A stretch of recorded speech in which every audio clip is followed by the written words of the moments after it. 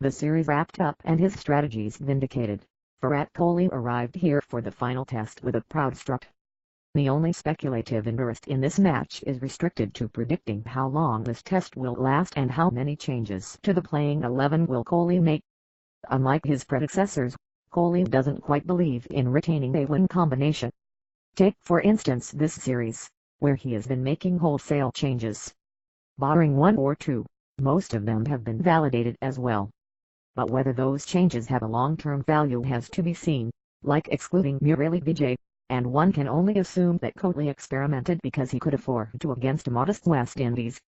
It doesn't look like his blueprint for overseas series wins in the future. Then, Kohli has been like this from beginning. Right from his first day as test skipper, when he stood for the injured MS Dhoni in Adelaide, this has been Kohli's trait.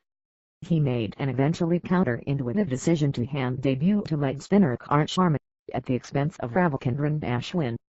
On a surface, wherein Nathan Lyon wheeled out 12 wickets, Sharma managed just 4 besides conceding nearly 4.5 runs and over. Ashwin was badly missed. Then in his first test as full-time skipper in the last test of the same series, he made 3 tactical changes to the side from the previous test. Later, in the 3-test series in Sri Lanka, no 2 lined-up looked alike. Some of them were forced changes as both first-choice openers were injured at various points of the series.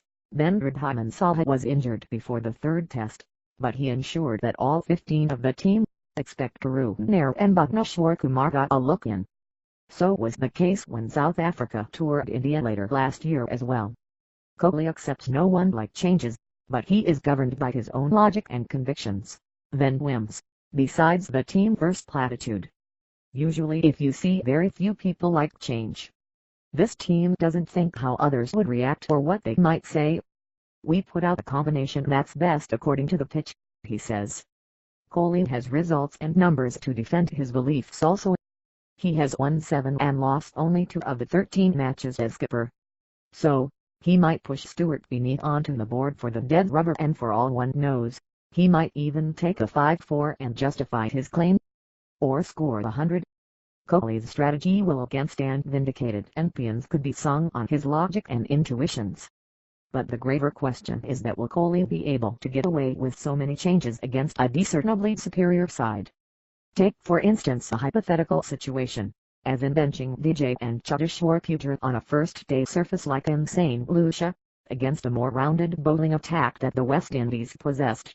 Prospects are that India would have wound up their first innings below 200 or maybe 250, and the total of 353 they eventually ended up with would have been improbable.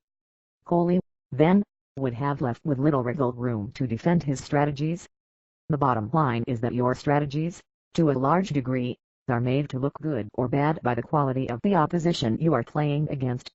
West Indies gift-wrapped India an escape route with poor bowling and silly batting, but not all teams would let them off the hook from such a precarious position.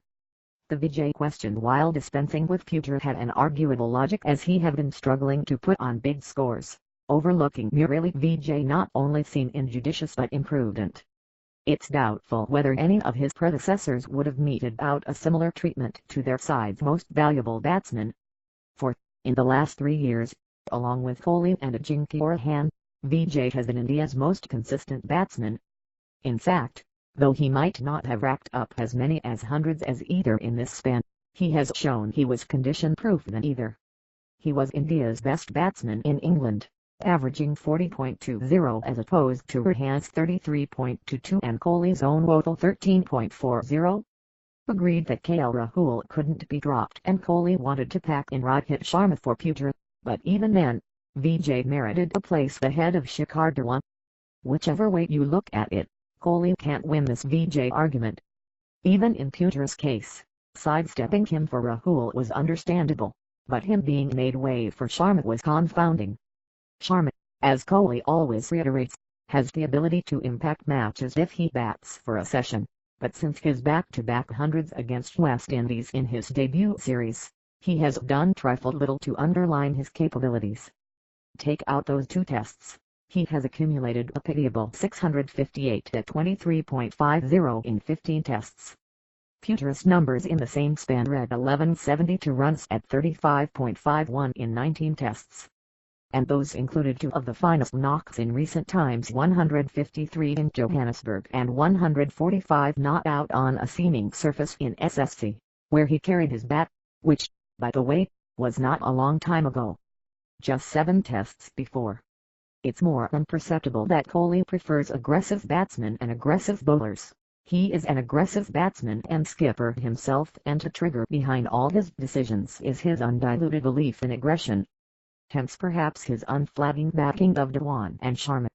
His hunch, rash idea or planning all unfurled perfectly against the hapless West Indies, rebuilding Sri Lankans and spin-tied South Africans at home. The tactical maneuvering might also work in the long home season too, where the visitors will again be put through the crucible of spin.